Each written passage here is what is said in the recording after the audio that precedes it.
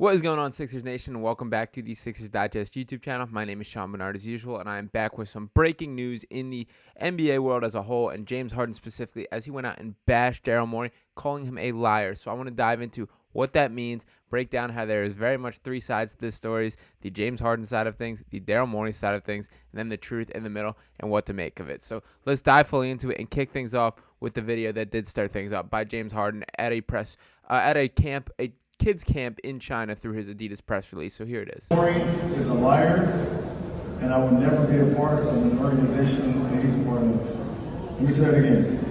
Daryl Morey is a liar, and I will never be a part of an organization that he's a part of again. He even hit us with the, let me say it again, to reinforce his message. And that right there pretty much shattered all hope I had of James Harden being a good soldier and coming back and playing out the final year of his contract with the Sixers. Now, the issue with what he's saying is him saying he will never play for an organization run by Daryl Morey again. The problem with that, Mr. Harden, is you are currently under contract with the Philadelphia 76ers, where Daryl Morey is president of basketball operations. Now, this video does come just one day after the report. Casey did a breakdown on this video that you can also see on the channel. But the report from Adrian Wojnarowski here that the 76ers have ended trade talks on guard James Harden and plan to bring him back to training camp for the start of the season. The Sixers had periodic offseason conversations with the Clippers, Harden's desired destination, but no traction and a deal occurred.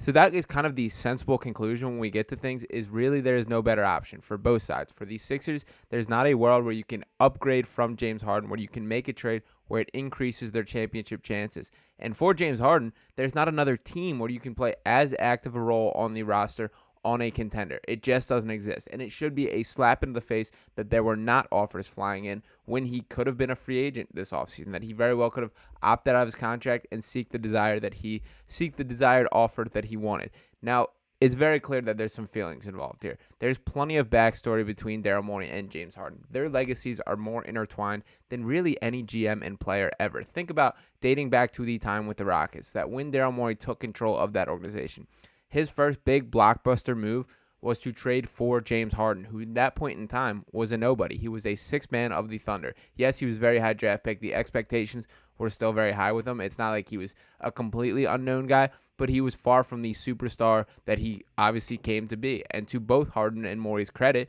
that Harden rose to those lengths, that he became an MVP. He became this high-level Hall of Fame player that we currently see. He is a guy with 2 scoring championships, with 2 assistant championships, leading the NBA and all these things. There was a perfect roster built around him. They played one of the most unique styles of play ever in NBA history and played a huge role in the just three-point barrage that we see in today's NBA. A lot of that was triggered by James Harden and the Rockets and Daryl Morey.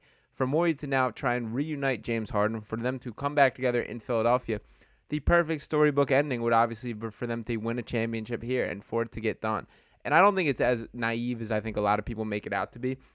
I understand it's frustrating, kind of digging through the same bags of tricks, bringing in the P.J. Tuckers, the Daniel Houses, the former Rockets, guys that Morey knows, Montrezl Harrell even. But really the conversation, I think that what gets overlooked is those Rockets teams were not as far off as it's often made out to be. They played in this brutal buzzsaw against the Golden State Warriors. They took the prime Golden State Warriors to 7 games in a conference finals game.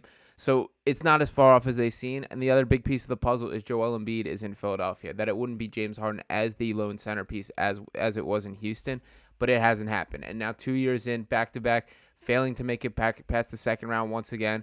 James Harden last offseason, you flashback, and this is where the feelings are really hurt from James Harden's point of view, is he didn't take his $47 million player option, that he did take a pay cut to allow the Sixers to go out and get P.J. Tucker, to get Daniel House, to build a championship roster around him and Joel, and it didn't happen. That we saw them get eliminated by the Celtics in the second round once again this year, but the feeling from Harden's point of view was very clearly that he would be rewarded for that loyalty. He would get this money on the back end, and that he would receive the long-term max contract, which was reported in his article when he initially reported that the Sixers were no longer making Harden talks.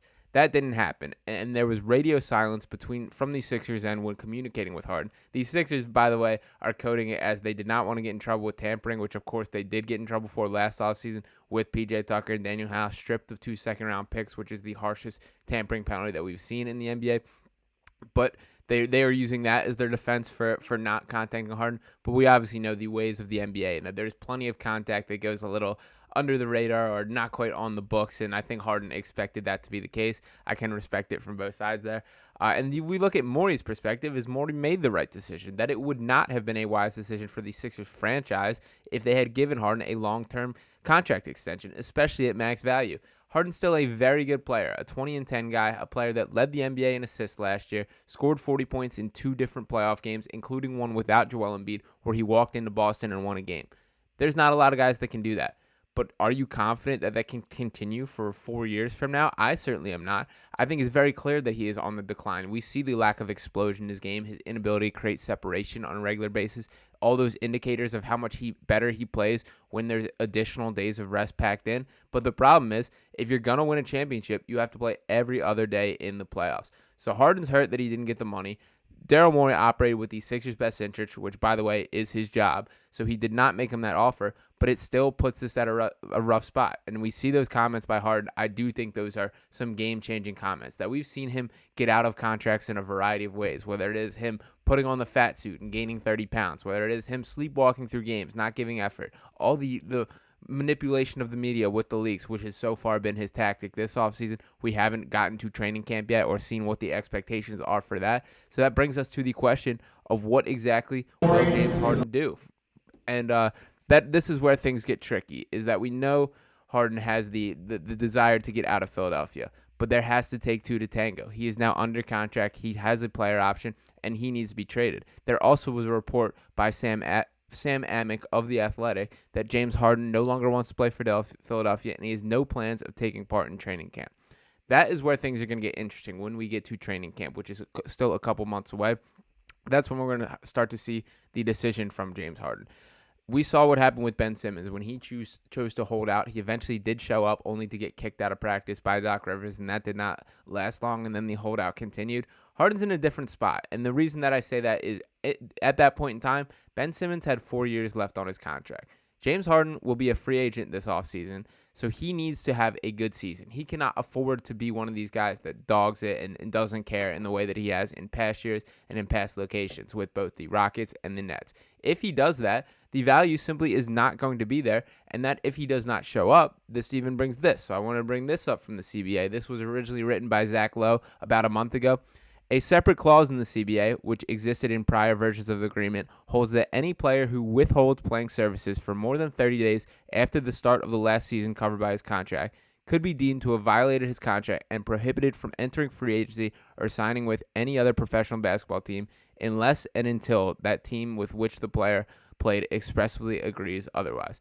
So this would give the Sixers the ability to prevent him from even reaching free agency if he does cause a huge thing, if he does not show up. Now, I would expect one of Harden's people or Harden himself realizes that this ultimately will not work out for him if he does force a holdout, but that brings the factor that he's going to be in the building, and what happens from there.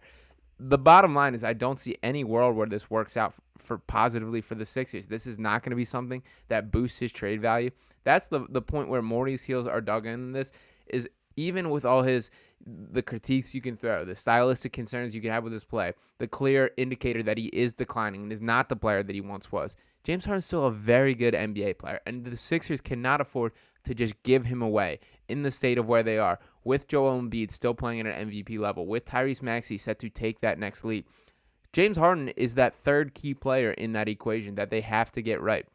And moving on from him, they have to find a way to get better. And is there a world where you can find better fitting pieces that do bring out the best in this team? Maybe it's not a player of Harden's stature, but maybe two really long athletic wings who fill the Sixers' needs. Maybe you can talk yourself into that. But as I mentioned, it takes a team offering that, and the market for James Harden is just not as hot as he would like to believe. It should be a wake-up call that he could have if he had had a max offer from any team around the NBA, he would have signed it.